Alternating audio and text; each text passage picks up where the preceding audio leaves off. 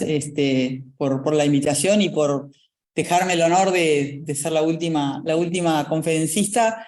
Y voy a tratar de aprovechar esta charla para hablar de cosas que nos pasan. Me pidieron que hable de esto, de la prevención del daño pulmonar y una mirada integral de los cuidados respiratorios. A ver si estoy bien. ¿A dónde señalo? A ver. Sí, con ¿no? Sí. Sí, se me pasa.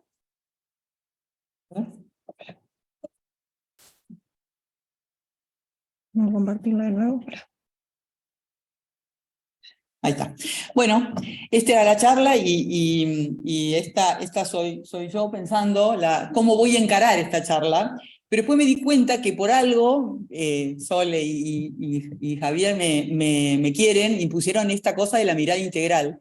Entonces me permitieron compartir con ustedes no solamente alguna bibliografía, que realmente no va a ser mucha, sino hablar de lo que nos pasa y qué cosas podemos mejorar. Entonces voy a ir de lo micro a lo macro, que yo llamo lo micro, la cosa de la neo pura, del respirador y todo eso, la mirada integral y después algunas reflexiones de la posibilidad que tuve yo de conocer un montón de neonatologías en la Argentina y qué cosas podemos mejorar. Lo primero es que daño pulmonar y displasia son indistintos, por ahora, o enfermedad pulmonar crónica del prematuro, todos son sinónimos, es un problema.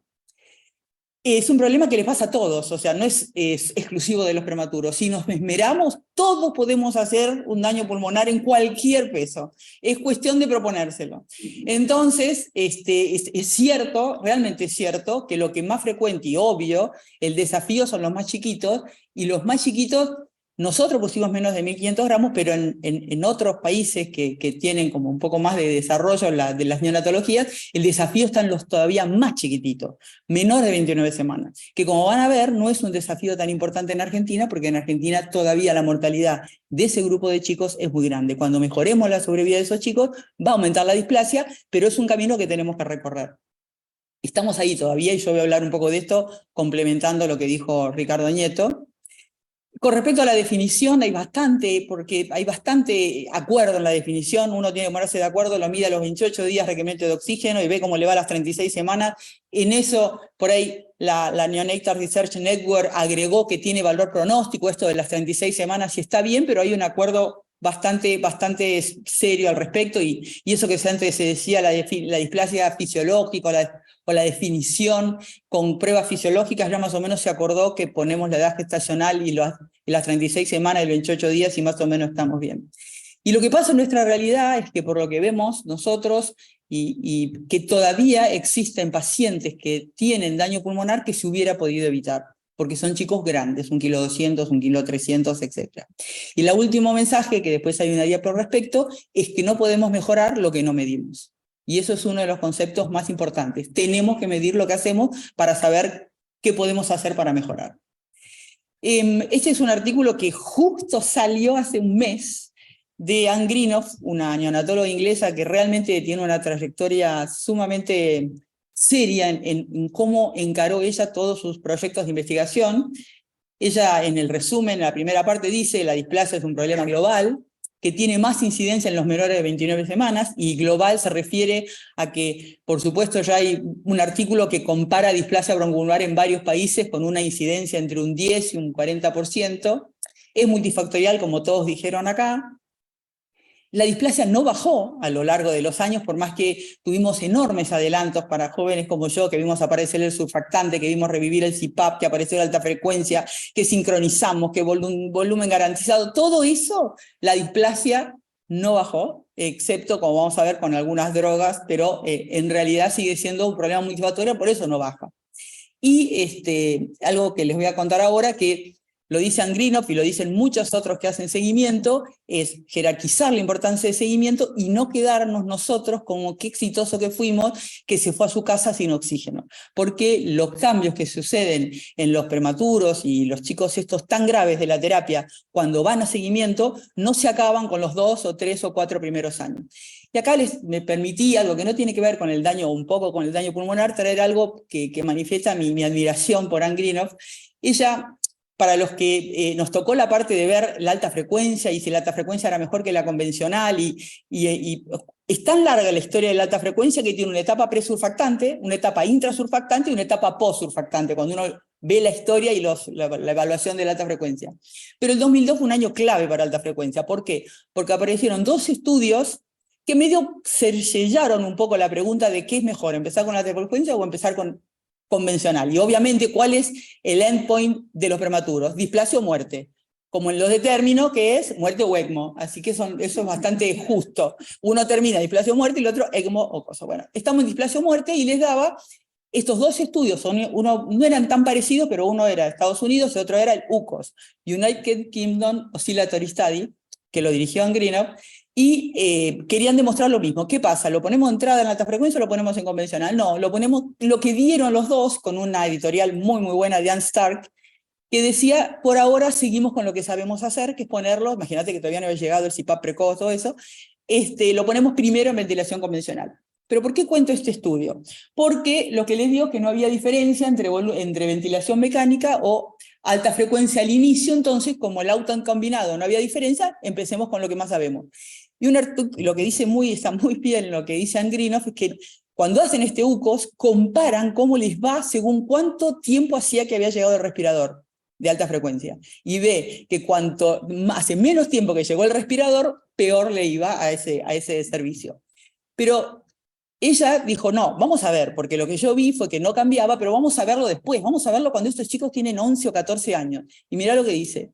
Mejor función de las vías aéreas en lo de alta frecuencia. Pucha, digo yo, pero ¿cómo? Yo venía pensando que estábamos bien, pero como ella es, bueno, obviamente que tiene la facilidad de poder encontrar a estos chicos, miren lo que hace ella en el 2020, con estos chicos llegando a los 20 años algunos, dicen, no había diferencia en la función pulmonar, lo que pasa que se enmascaró por la adolescencia. Al crecer tan rápido mejoraron las mediciones pulmonares, pero ahora a los 20 años, donde ya el crecimiento está mucho más enlentecido, no hay diferencia en la función pulmonar y seguimos creyendo que la ventilación mecánica de entrada es mejor. Cosa que es admirable porque a veces nos quedamos con los resultados a tan corto plazo como la salida de la terapia y la historia sigue y sigue y sigue. En este estudio, bueno, lo que sí es cierto es que el surfactante no previene displasia, el surfactante mejora la sobrevida, no importa la displasia. Bajó la mortalidad infantil en Estados Unidos en los años que el surfactante se difundió, bajó el neumotórax a la mitad, o sea que lo que no pasó es que no bajó la displasia, porque la displasia tiene un montón de causas. La restricción hídrica es importante, la evidencia moderada, porque no todo lo que tiene evidencia moderada es bueno o malo, a veces no está la evidencia porque nadie la hizo, pero hay que tratar de que estos chicos no estén sobrehidratados, ni hablar de que los coloides está sí demostrado que aumentan los requerimientos de oxígeno. Obvio, cafeína para todos y todas, eso está demostrado, nadie lo contradijo, siguen apareciendo trabajos, la cafeína tiene ahora como 3 o 4 funciones más lindas que la primera que se habían descubierto, ya hay uno que se apioló y lo cobra carísimo, pero bueno, es la realidad. La cafeína tiene que estar y los chicos tienen que tener, los prematuros tienen que tener cafeína. La RM salva vidas, pero, es cierto, salva vidas, pero aumenta la displasia y sobre todo cuando no mido el volumen, tidal o cuando me paso con la FiO2. Y Ron Kleinman acaba de sacar un estudio hace muy poquito donde define si hay relación entre el ductus y la displasia. Entonces él analiza y dice, sí hay relación, pero con los ductus que son hemodinámicamente significativos por más de 10 días, y si el chico está en respirador. O sea, el ductus hay que cerrarlo, hay que tratar de que no se abra, pero el ductus que realmente va a ir después a la enfermedad pulmonar crónica es este ductus hemodinámicamente significativo durante tantos días como 10 días. Y, por supuesto, lo hablamos hoy, lo hablaron varios de mis compañeros, mejor es no intubar, y el CPAP precoz es mejor. A modo de resumen de lo que ya hablaron varios, por eso lo voy a pasar más o menos rápido, es todo lo que tenemos que hacer bien en sala de partos, en sala de recepción, en la temperatura, el CPAP precoz, con resucitador en T, como querramos, los gases humidificados y calentados, tener el saturómetro. El otro día veía una charla donde se tenía un monitor de función pulmonar en la sala de recepción para ver bien las curvas mientras se estaba ventilando, solamente intubar cuando es necesario y cuando no hay esfuerzo respiratorio, sino tratar de manejarlo con el CPAP. en la sala de neo. Como ustedes saben, yo sí creo que a todos los que están acá escuchando les hago un multiple choice sobre daño pulmonar. Yo creo que el 80% de las preguntas están bien respondidas. Entonces, ¿por qué nos va mal? Y eso es lo que yo voy a tratar de charlarlo con ustedes. Entonces, sabemos esto, la ventilación mínimamente invasiva lo hablamos, los modos ventilatorios lo hablaron, el surfactante, obvio. La hipocardia, una cosa que no hablan, uno de los problemas que tenemos es que no hacemos suficientes gases. O tenemos un transcutáneo de CO2, que es carísimo, o le hacemos los gases. Yo no puedo tener un chico con 35 de CO2 y a las 24 horas otro gas, porque a lo mejor después tiene 28 de CO2. Y eso es igual a la leucomalacia quística periventricular, ya 35 era. Así que el tema de los gases lo vamos a volver a tomar. Y lo que mencionamos del CPAP precoz, de la sobriedad, etc. Y ahora viene la diapositiva más científica de todas las que les voy a mostrar. Basta de halo. Basta de halo. A ver si lo entiendo. No, acabo de confirmarlo porque lo leí, lo busqué a ver si estaba Toxic, alguna bibliografía. Lo más que encontré fue Rosmarie Soya en una revista de Fundasamil del 2015, la palabra halo. Ni el Goldsmith lo nombra, así que basta de halo. Y recibimos chicos en el Garraham cuando leemos las primeras horas de vida y están en halo. Así que hagamos un esfuerzo, usemos lo de maceta, saquen los halos. Saquen los halos del aneo. Ningún chico más con halo, menos si es prematuro. Seamos, realmente queda un espacio muy cortito, recién lo charlaba con Javier, no hay que desmerecer el CPAP, que precozmente para cualquiera de los prematuros, y el halo no tiene que tener más lugar en la aneo. Guarden alguno porque cada tanto vamos a usarlo, pero realmente todavía se sigue usando halo. Todavía uno ve halo en los estantes de muchas neos que yo visito. Así que les pido por favor, hagamos un esfuerzo de desterrar el halo. Y cuando ponemos un chico el halo, realmente preguntémonos qué queremos. Porque ya sabemos que la oxigenación no alcanza, necesitamos la presión positiva. De hecho, con la presión positiva bajamos la oxigenación. Así que eso, creo que eso es lo más importante que les voy a decir. Bueno, esto es una frase de la doctora Belani. Yo le agregué ni pronto ni tarde, porque el respirador es el malo de la película, pero se necesita el respirador y bien manejado. Esto es una frase de ella: los respiradores son herramientas en nuestras manos, que obviamente es lo de la herramienta que decía Alan Job. Ningún respirador protege el pulmón porque es bueno. Si gastamos $60.000 en un respirador, no vamos a bajar la displasia. Vamos a, por ahí, si lo sabemos usar bien, bajar la displasia ahí, pero si no, no. Entonces es importante. Por supuesto, ya no existe el SECRIS, olvídense. El SECRIS fue bueno, fue buenísimo, pero hay pulmones que no merecen un SECRIS. Merecen un respirador que mida algo y que lo sincronice. Así que el SECRIS queda para algunos pacientes. No importa cuán buena sea la herramienta, si no la sé usar o no tengo un plan o es incorrecto, el resultado obviamente va a ser malo. Esto es muy importante. Acordemos el fracaso del CPAP.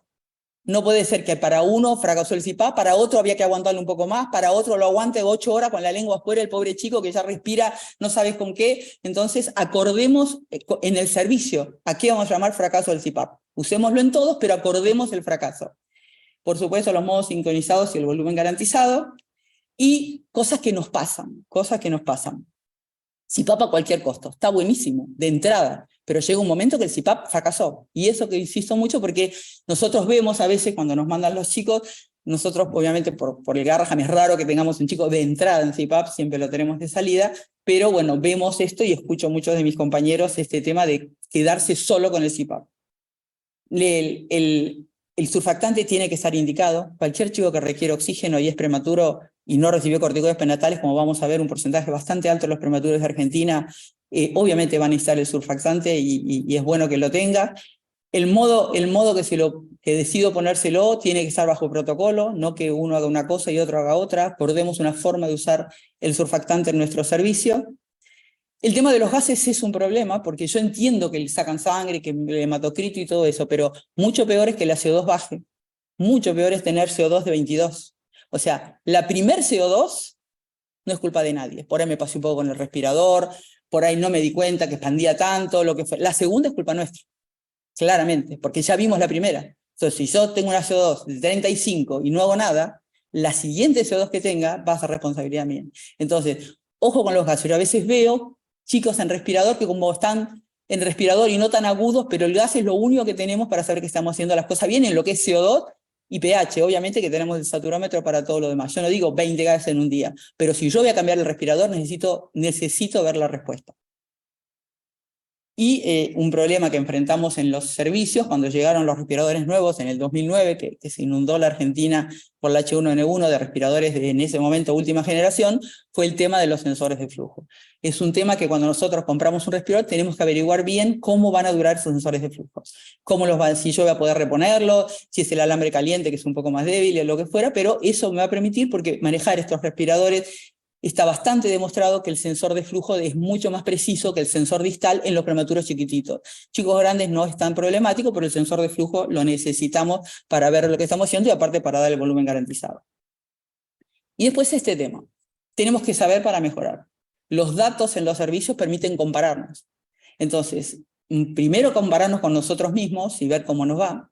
Y es fundamental que cada servicio tenga sus datos y pertenezcamos a una base de datos para compararnos con nosotros mismos y para compararnos con otros. Elijan una base de datos, obviamente yo puse la del ministerio como corresponde, que es el CIP+, porque me parece que es prolijo tener una base de datos uniforme. Hay provincias enteras que los llenan, Ciudad de Buenos Aires, llenan el CIP, y ahora se viene el CIP+ con más datos de morbilidad, porque el CIP común tenía pocos datos neonatales. En cambio, el CIP, como mostró Ricardo, va a haber más datos de morbilidad, como no puede ser que tengamos datos solo de ROP.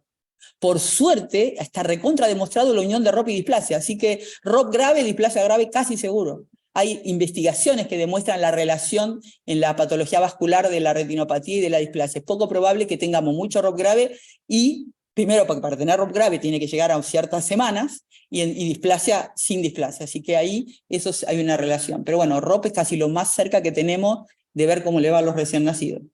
Bueno, Ciplunio, Cosur, Epiglatino, Ciben, Vermonos, por la que quieran, pero compárense con algún otro grupo, aparte de tener sus propios datos.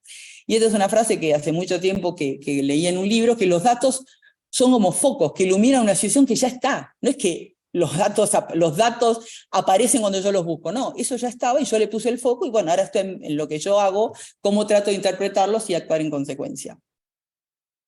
¿Qué tengo que sacar? Si empiezo una base de datos de cero, no tantos datos, no necesitan ser muy ambiciosos. Obviamente busquen el CIP, porque el CIP lo puede cargar todo, instituciones públicas, instituciones privadas, cuanto más datos tengamos mejor, pero obviamente lo de siempre, el peso, la edad, la gemellaridad, el diagnóstico de base, los aportes a nosotros, que hace muchos años que tenemos datos, hace poco nos dimos cuenta que no teníamos ningún agujerito para cargar cánula de alto flujo, así que ahora tenemos que mirar un poco nuestra base de datos, porque claro, apareció la cánula de alto flujo y no la habíamos cambiado en nuestra base de datos. La vía de parto, lactancia al egreso se considera un marcador de calidad, por eso hay que medirla. Es un marcador de calidad de atención. Cuando la Vermont Oxford elige 4 marcadores de calidad de atención, una es lactancia materna al egreso, el otro es infección, obvio, corticoides prenatales. Y bueno, y de morbilidad, la mortalidad por peso, la infección hospitalaria, la displasia, la retinopatía, y yo creo que en nuestro medio la enterocolitis, porque todavía yo creo que si comparamos la enterocolitis con las incidencias de los que hay, las incidencias internacionales, creo que estamos no tan por encima porque no sobreviven tantos muy chiquititos, pero ya en los que ya sobreviven la incidencia es un poco más alta de lo que está reportado. Bueno, eso lo mostró Ricardo, pero lo saco porque hago un análisis después de lo que nos pasa a nuestros prematuros de menos de 1.500 gramos.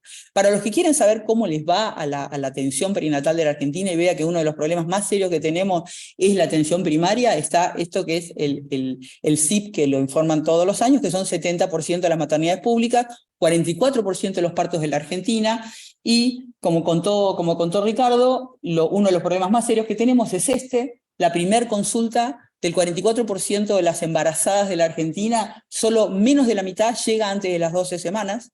Estos son, como les dije, 72% de los partos públicos y la deuda pendiente de los corticoides prenatales. La verdad que habría que hacer una balanza de causa raíz por qué tenemos tan bajos los corticoides prenatales, que a mí me llama mucho la atención y no ha cambiado en todo este tiempo. Y esto es simplemente cuántos embarazos en Argentina tienen menos de 5 controles. O sea, todo esto es prevención del daño pulmonar. Por cuanto menos prematuros tengamos, cuando más prematuros tengamos que nacen en el lugar que tienen que nacer, mejor nos va a ir. Esto que yo les digo, ¿qué nos pasa con los prematuros menos de 1.500 gramos? Mejoró la mortalidad infantil, pero no mejoró la sobrevida de los menores de 1.500 gramos. Eso es así. Nacen menos y se mueren igual. La regionalización está instalada, costó un montón, y hay provincias que la tienen súper clara. Mendoza ha hecho un enorme esfuerzo y regionalizó clínicas privadas y hospitales públicos juntos. Lo mismo hizo un esfuerzo grande en Neuquén, Ciudad de Buenos Aires, los hospitales públicos están regionalizados, las clínicas, olvídate. Y hay algunas provincias como Tucumán han hecho enormes esfuerzos para que los prematuros nazcan donde tienen que nacer. La Rioja, por ejemplo, logró que las clínicas privadas sigan cobrando el parto en el hospital público, así el prematuro no se trasladaba. O sea, cada provincia trató de encontrar cómo hacer para que los prematuros nazcan todos juntos. Esto ya lo sabemos, cuanto más prematuros se atienden en una institución, mejor les va, es así. Y las instituciones son muy variables. Simplemente por ahí, ustedes no conocen este estudio, no está publicado, está hecho para la OPS, pero es 2016, prepandemia. Ahora, obviamente hay muchos menos recién nacidos que nacieron en la ciudad de Buenos Aires, pero yo solamente les quiero mostrar lo que es un distrito. Entonces decimos, ¿por qué no va mal con los menores de 1.500 gramos? La ciudad de Buenos Aires en el año, esto es un trabajo que hizo el doctor Golubicki, y con un enorme esfuerzo de un montón de gente que buscó todos los chicos que habían fallecido en el año 2016, recién nacidos, en la ciudad de Buenos Aires. Agarró chico por chico de una persona que no pertenecía a la institución, iba ahí, agarraba las historias clínicas de los chicos fallecidos, y yo no les voy a contar eso, no les voy a contar nada de los chicos fallecidos, pero miren el dato que encontró este grupo de investigadores. Bueno, obviamente 52% de los partos en la ciudad de Buenos Aires son de residentes de la ciudad de Buenos Aires y 45% de no residentes. 34% de los partos en el 2016 se hacían en maternidades públicas, 65% en no públicas y muy pocos en el domicilio, gracias a Dios.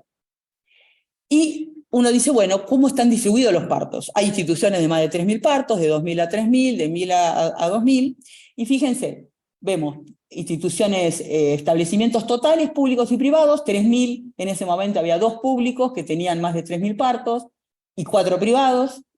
Algunos se van a poner a llorar porque ahora bajó la cantidad de partos, pero bueno, entre 2.000 y 3.000 había 8 instituciones en la ciudad de Buenos Aires, estamos hablando ciudad de Buenos Aires.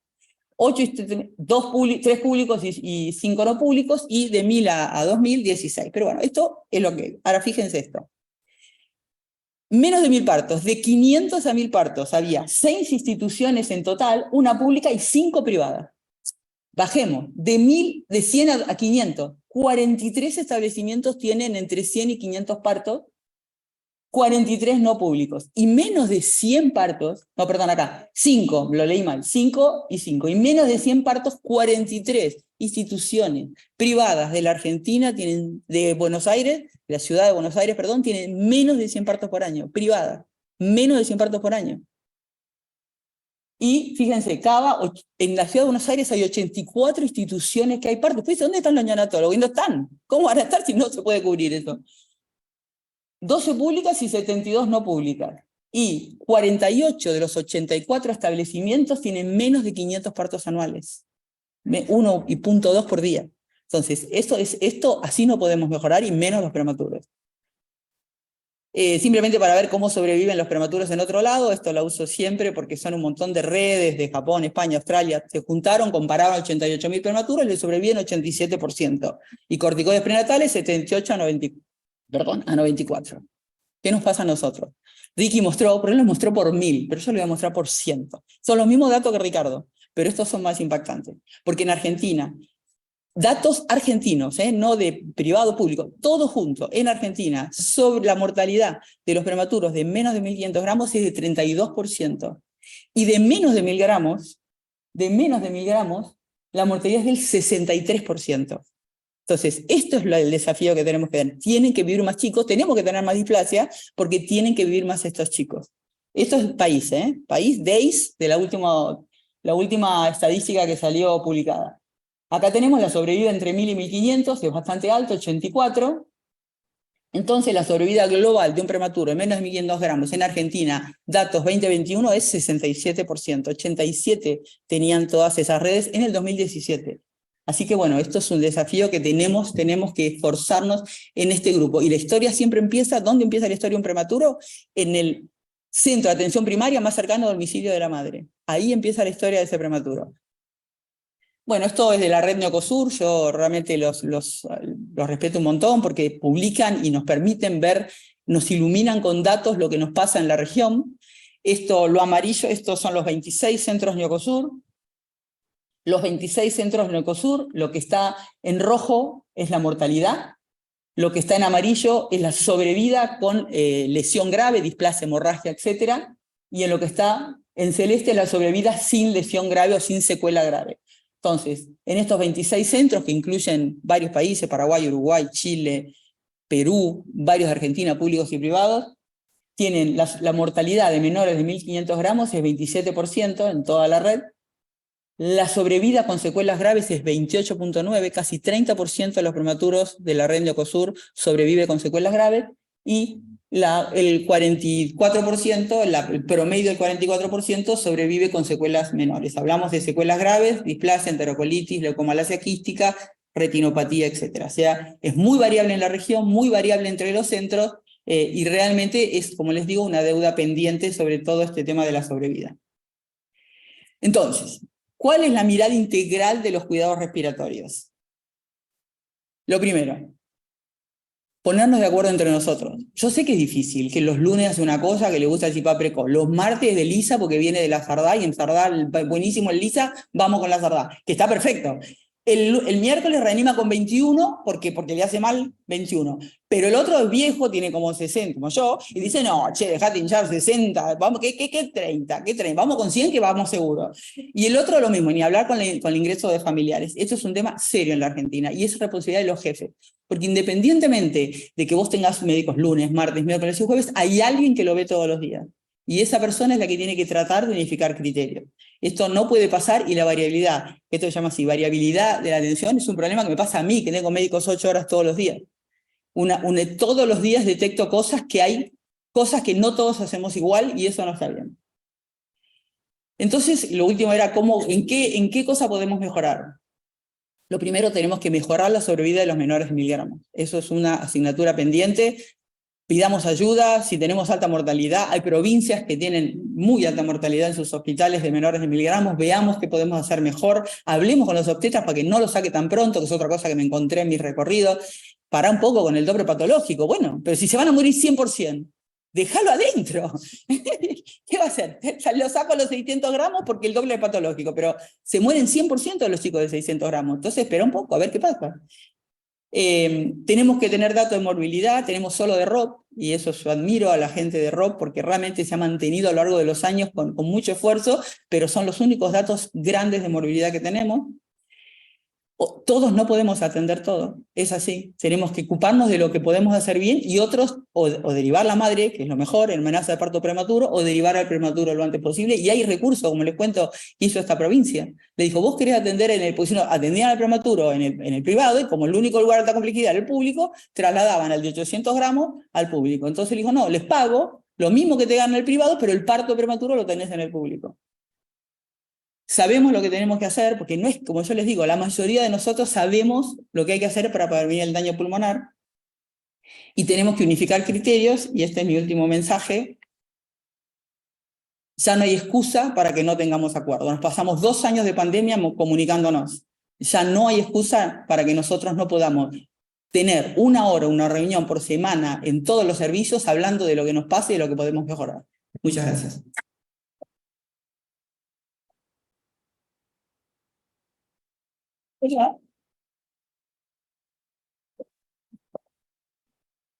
Bueno, muchas gracias. Tenemos unos minutitos para preguntas, así que todos aquellos que quieran hacer preguntas vía chat. Sí, porque las preguntas hay que contestarlas acá, así que todos los que tengan preguntas, no sé si el auditorio quiere preguntar algo, si no vamos a ver el chat. A ver. ¿Tienen algo ustedes, Gonzalo? Qué lástima no le escuchan a los obstetras.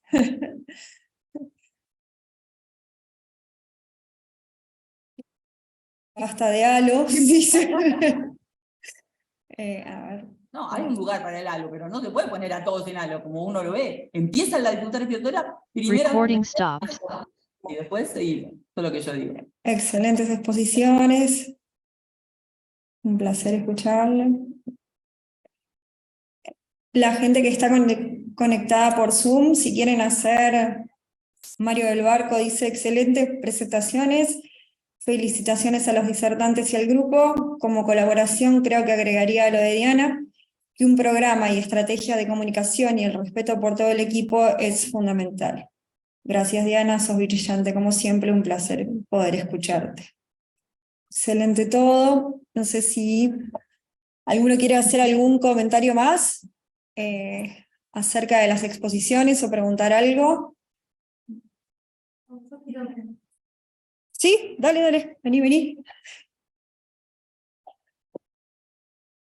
Bueno, es una pregunta obvia, pero ustedes, muchas personas, han transitado toda la Argentina y yo creo que un poco por eventos como este o las formas que hemos desarrollado en la pandemia de comunicación e información, formación no falta. No falta formación, tampoco falta lo que necesitamos, los dispositivos para asistir, nos falta acuerdo, pero uno ve que la gente, incluso joven, se suma a los acuerdos. Entonces, para vos que estás ya, digamos, transitando muchos años en distintos lugares del país, ¿qué es lo que nos falta para agruparnos en el acuerdo? ¿Qué es lo que necesita, digamos, los grupos de trabajo? ¿Qué necesitan para poder acordar? Porque yo insisto, las cosas están, las personas se forman, hay residentes básicas, circula la información. ¿Qué te parece a vos? Yo voy a hacer honor a mi edad y animarme a decir cosas. Los servicios son como los jefes, chicos. El jefe que no se preocupa, el jefe que llega a las 8 y se va a las 10 de la mañana, que se la pasa criticando a todo el mundo y no acepta una crítica. Creo que el jefe juega un rol fundamental en unir el equipo y no siempre tiene que imponer su idea. Porque aparte, ¿cuántas herramientas tenemos yo para imponer una idea? Lo mejor es que sea un consenso, es más trabajoso, obviamente requiere mucho más tiempo, pero un acuerdo entre todos, porque los acuerdos no son leyes. De hecho, en medicina no puede haber leyes porque eso se llama religión. En medicina, cada cosa fija se tiene que cuestionar 2 años después. Está bien eso. Pero los acuerdos son simplemente para que si vos te apartás del acuerdo tengas una explicación. Si nosotros acordamos que si PAP se pone de sala de parto, si nació un prematuro 800 gramos, y no tenía CIPAP, bueno, explícalo, y no, tenía labio leporino, bueno, vemos, qué sé yo. Pero esos son los acuerdos, no son cosas. Y yo creo que uno de los problemas que tenemos es que no nos escuchamos y que hay que pasar un poco más de tiempo escuchando a la gente que proponga cosas. Y cuando uno ve mucha gente interesada en un problema, lo más probable es que sea mejor la solución que te proponen que la que pensó el propio jefe. Creo que eso es uno de los... La otra cosa es escuchar a la gente joven.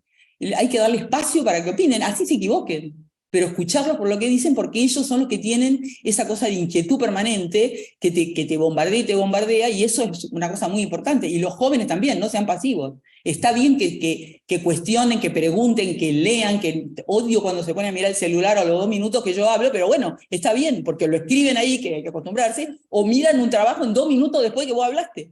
Está perfecto, mejor, porque entonces pará de pensar que porque sos jefe puedes decir.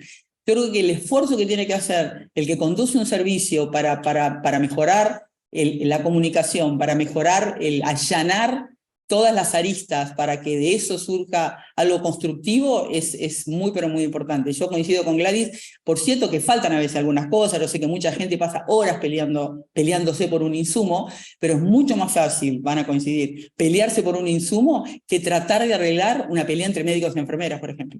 Es una cosa que uno tiene terror que pueda llegar a pasar. Entonces creo que hay que dedicarle más tiempo a eso, y ahora que puedes conectarte por Zoom, 1 hora por un meet semanal para ponerse de acuerdo en algo, me parece, y si todos votan, porque acá se usa máscara nasal en vez de PRON, y se usa, y el jefe tiene que respetar eso y pelear para que la gente que votó eso, y vas a ver cómo eso va fortaleciendo los servicios en la medida que va pasando. Yo creo que hay muchísimo hecho. La mayoría de la gente que yo conozco en la Argentina hace lo mejor que puede. No hace mal las cosas, hace lo mejor que puede. Y trata de hacerlo mejor, pero es lo que puede, porque trabaja 2 horas, 10 horas, 10 lugares. Pero yo insisto, creo que hay un esfuerzo cotidiano que nace en la persona que conduce, de tener el respeto de las personas por la autoridad moral, aparte de la otra que te da el cargo de jefe, y ser la persona que elige quiénes va a colaborar para unir al equipo y poder tomar decisiones que uno tiene que aceptar, que no siempre son las que a uno le gusta. Y bueno, a mí me gusta el otro, pero todos votaron esto y debe ser. Está bien. Y me parece que eso fortalece al grupo cuando la cosa no es tan vertical, sino que es más colectiva y se decide entre todos. Eso es lo que yo creo que corresponde. A ver si acá hay otra. Ivana Mato te pregunta, para que se me fue la pregunta. De Neuquén. Gracias, Diana, por tu excelente exposición. En tu experiencia, ¿qué políticas públicas recomendarías para la Argentina que los neonatólogos deberíamos proponer como estrategias? Y te manda saludos. No, yo creo que la pandemia nos mostró el sistema de salud con sus bondades y sus deficiencias. Mostró un montón de fortaleza. Yo me sorprendí la cantidad de horas que la gente le dedica a la medicina, por ejemplo. A las 10 de la noche aparecía alguien que había leído un artículo y decía, pero ¿cómo? Todavía estás con la medicina a las 10 de la noche. Eso es muy bueno. Creo que tenemos que admitir que el sistema está en un momento de mucha tensión, que no se puede tener tantos servicios. No se puede. No podemos tener tantos servicios y ojalá haya acuerdos en los que uno acepte decir, bueno, yo me uno con este servicio de al lado y puedo tener una neonatología robusta con una obstetricia, agárrate con esa, una obstetricia robusta entre dos servicios. Y si no, que haya buena comunicación, que busques y vos estás mejor acá, bueno, atendelos vos que yo me agarro esto acá o te traslado a la madre. Yo creo que no hay una sola respuesta. Creo que provincias han logrado cosas muy buenas, han logrado mejorar el traslado, mejorar la comunicación. Yo no sé cómo el señor WhatsApp no tiene un premio Nobel, porque todo es un grupo de WhatsApp que te soluciona un montón de problemas. Realmente, vos te pones un grupo de WhatsApp, entonces hay un grupo de WhatsApp público y privado. El privado no es un prematuro y no le tocaba atenderlo, lo llama y se lo lleva el público. Y eso es fantástico. Esa cosa de unirse con el privado, que hace cosas igual de bien, igual de mal que el público, y que tiene problemas parecidos y problemas distintos, creo que es importantísimo. Creo que tenemos los hospitales públicos, no en el mío que es así de grande, pero todos los hospitales públicos unirse con el primer nivel de atención. No pueden ser sistemas separados como vasos que no son comunicantes. Si la historia de esta madre empieza en el primer nivel de atención, si vos sos un nivel 2, unite con el primer nivel de atención. Y si sos un nivel 2, reportá al nivel 3. Si el nivel 3 no te sientas el dueño así de la banana con leche que no miro al nivel 2, porque el nivel 2 tiene el honor de atender la mayoría de partos normales. Entonces, tratar de bajar un poco ese nivel de yo estoy mejor, yo tengo, yo no tengo, y tratar de transformarnos en un verdadero sistema de salud, donde el que esté es donde se te necesita. ¿Cómo puede ser que los hospitales pediátricos de las provincias tengan todos los interconsultores? Vos querés un otorrino que va 2 veces por semana al hospital pediátrico y no puede ir a la maternidad a ver un chico con una malformación facial. Eso lo vi no 10 veces. Uno pertenece a un sistema y como tal tiene que responder al sistema, no a tu hospital. Y eso me parece que también es otra cosa que puede ayudar. Pero no sé, Ivana, muy difícil. Yo digo algunas cosas que vi en mi aventura ministerial. Bueno, en honor al tiempo y a todos ustedes por estar desde temprano, primero gracias a todos por venir, a todos los que se conectaron, muchas gracias, al lujo de disertantes que tuvimos hoy y que nos acompañaron y que no nos falló ninguno y hicieron excelentes presentaciones, muchas gracias. Gracias, Javi. Bueno, y los liberamos a todos. Adiós. Muy buena, ¿eh?